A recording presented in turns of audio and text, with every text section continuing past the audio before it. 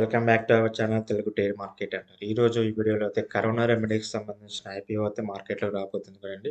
So దీని గురించి అయితే ఈ వీడియోలో అయితే క్లియర్గా అయితే ఎక్స్ప్లెయిన్ చేస్తాను. సో కరోనా రెమెడీకి సంబంధించిన ఈ కంపెనీ వచ్చేసి మనకి ఆగస్ట్ 2004లో అయితే స్థాపించడం అయితే జరిగింది. ఇది ఒక ఫార్మాస్యూటికల్ కంపెనీ అన్నమాట. ఇది ఏంటంటే టాబ్లెట్స్‌ని ఏవైతే ఉన్నాయో మెడికల్‌కి సంబంధించినవి ఇదే డెవలప్ చేసి, వీళ్ళే మ్యానుఫ్యాక్చరింగ్ చేసి, వీళ్ళే సేల్స్ అనేది చేయడం అయితే జరుగుతుంది. వీళ్ళు ఎక్కువగా ఏందంటే, ఉమెన్ హెల్త్ కేర్‌కి సంబంధించిన ప్రొడక్ట్స్‌ని అయితే వీళ్ళు ఎక్కువగా అయితే తయారు చేస్తున్నారు. ఇవి కాకుండా కార్డియాలజీ అని, పెయిన్ మేనేజ్‌మెంట్ అని, యూరాలజీ అని అండ్ అదర్ థెరపాటిక్ ఏరియాస్ సంబంధించిన ప్రొడక్ట్స్ ఏవైతే ఉన్నాయో ఇవన్నీ కూడా వీళ్ళైతే మ్యానుఫ్యాక్చరింగ్ చేస్తున్నారనమాట.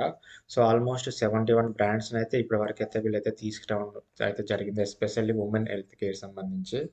అలాగే వీళ్ళకి ఏందంటే 2671 మెడికల్ రిప్రజెంటేటివ్స్ అయితే ఉన్నారు. ఇన్ 22 స్టేట్స్‌లో. ఇప్పుడు ప్రస్తుతానికొచ్చేసి గుజరాత్‌లో అయితే వీళ్ళకైతే మ్యానుఫ్యాక్చరింగ్ కంపెనీ అయితే ఉంది. సో ఇక్కడి నుంచే వీళ్ళు మ్యానుఫ్యాక్చరింగ్ చేసి డెలివరీస్ అనేది చేస్తున్నారు. ఈ కంపెనీ వచ్చేసి మనకి ఐపీఓ డిసెంబర్ 8న అయితే ఓపెన్ అవుతుంది. డిసెంబర్ 10న క్లోజ్ అవుతుంది. మనకు మినిమమ్ ఇన్వెస్ట్‌మెంట్ వచ్చేసి రూ. 14,112. ఒక లాట్ సైజ్ వచ్చేసి 14 షేర్స్ వస్తాయన్నమాట. మనకు ప్రైస్ రేంజ్ వచ్చేసి చూడండి రూ. 1,008 నుంచి రూ. 1,022 వరకు అయితే ఉంది.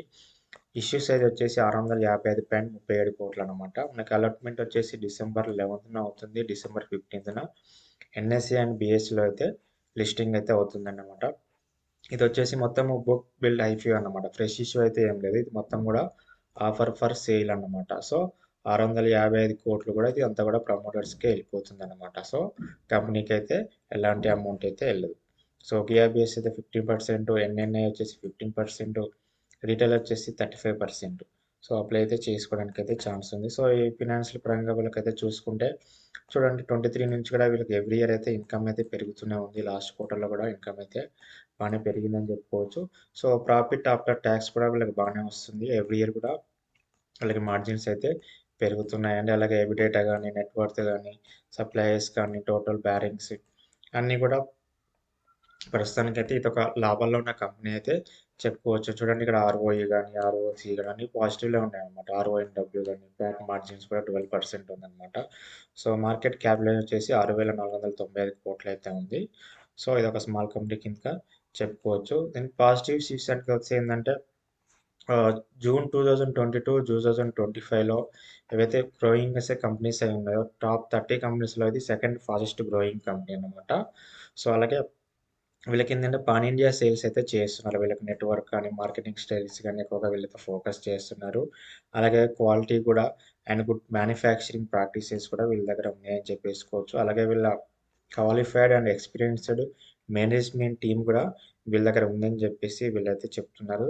అలాగే వీళ్ళ ఇన్‌కమ్ గాని, మార్జిన్స్ గాని సో, ఇవన్నీ కూడా మనకు పాజిటివ్‌లో ఉన్నాయి కాబట్టి ఇదొక మంచి కంపెనీగా అయితే చెప్పుకోవచ్చు. నెగెటివ్స్ వచ్చేసి ఏం లేదండి.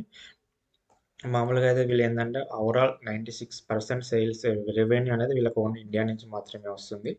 సో, ఒకవేళ ఇండియాలో గనుక వీళ్ళ బిజినెస్ తగ్గితే సో, అదొక నెగెటివ్ కింద మారే ఛాన్స్ అయితే ఉంది. వీళ్ళకి ఎక్కువగా ఏందంటే ఎక్స్‌టర్నల్ సప్లయర్స్ ఎవరైతే ఉన్నారో రా మెటీరియల్ సప్లై చేస్తారు కదా! ఎక్కువగా వీళ్ళకేందంటే రెగ్యులేటరీ చేంజెస్ అని, క్లౌడ్ ఇన్ఫ్రా అటాక్స్ అని చిన్న చిన్న ప్రాబ్లమ్స్ ఉంటాయి గదా! సో, అదొక నెగెటివ్ కింద చెప్పుకోవచ్చు. అంత పెద్ద మెజారిటీ ప్రాబ్లమ్స్ అయితే ఏమి లేవు. నెక్స్ట్ వచ్చేసి రెగ్యులేటరీ అప్రూవల్స్ అండ్ కంప్లెయింట్స్ అంటే వీళ్ళు కొత్త కొత్త ప్రొడక్ట్స్ తీసుకొచ్చినప్పుడు ఎందుకంటే లైసెన్స్ అప్లై చేయడము, సో, ఈ డ్రగ్స్ అప్రూవల్స్ ఇవన్నీ తీసుకురావడం అనేది కొంచెం వీళ్ళకి ఒక నెగెటివ్ పాయింట్‌గా అయితే చెప్పుకోవచ్చు. లాస్ట్ పాయింట్ వచ్చేసి ఏందంటే ఐపీఓ వచ్చేసి only company offer for sale కింద మాత్రమే వస్తుంది. అంటే కంపెనీకి ఎలాంటి అమౌంట్ అయితే ఎళ్ళట్లేదు.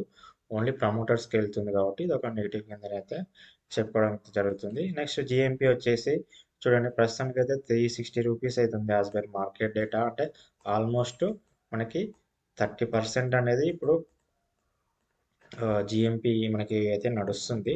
సో, అది దీనిపైన మరి మనకి లిస్టింగ్ టైంకి అది పెరుగుతదా? తగ్గుతదా? అనేది చూడాలండి. సో, ఈ వీడియో గనుక నచ్చినట్టయితే లైక్ చేయండి, షేర్ చేయండి.